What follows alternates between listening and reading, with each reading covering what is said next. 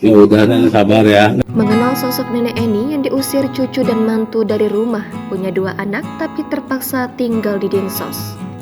Inilah sosok nenek Eni yang diusir cucu dan menantunya dari rumahnya di Bogor. Sosok nenek Eni atau Eni Susilawati merupakan seorang wanita parubaya yang memiliki kisah hidup pilu. Bagaimana tidak, nenek berusia 56 tahun ini harus menelan kenyataan pahit karena dirinya diusir dari rumah oleh menantu dan cucunya sendiri. Nenek Eni diketahui memiliki 2 orang anak.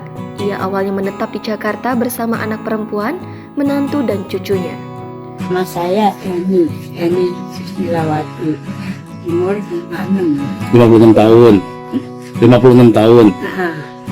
Punya anak 2, satu ada di Jakarta, satu ada di Bogor.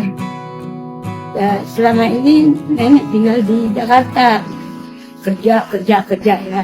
Dan nama-nama tua orang nggak mau. Nah, jadi saya istilahnya nganggur lah. Saat itu nenek Eni juga masih bekerja untuk menghidupi keluarganya. Namun usaha nenek Eni berhenti bekerja karena usianya yang semakin tua, dirinya justru merasakan kesedihan. Sebab nenek Eni yang hidup bergantung dengan anak perempuannya malah dibenci oleh cucu dan menantunya sendiri. Parahnya, nenek Eni diusir secara mendadak oleh cucunya. Penyebab nenek Eni diusir diduga karena 2 hal. Pertama, karena cucunya ogah menghidupi nenek Eni. Tak sampai di situ, selain diusir, sapi milik nenek Eni juga dirampas oleh sang menantu. Ini rumah bapak ini. Itu tuh sapi bapak itu, tapi nggak ada ujung-ujungnya bilang sapi. Itu sapi nenek. Dia diurusin bapak. Gitu saya bilang nanti dijual, uangnya bagi-bagi. Nggak terima. 2 1 tahun itu bilang mamamu. Ada mamanya, ada apa di sini Pak? Kok rame gitu. Anak saya kan bilang kerja.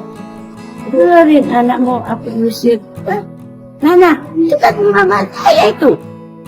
Masa diusir kata itu?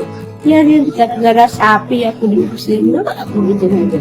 Tak lantas pergi, nenek Eni pun mengadu ke anak kandungnya soal perlakuan kasar cucu dan menantu. Alih-alih membela, anak kandung nenek Eni malah pasrah, sang ibu pergi.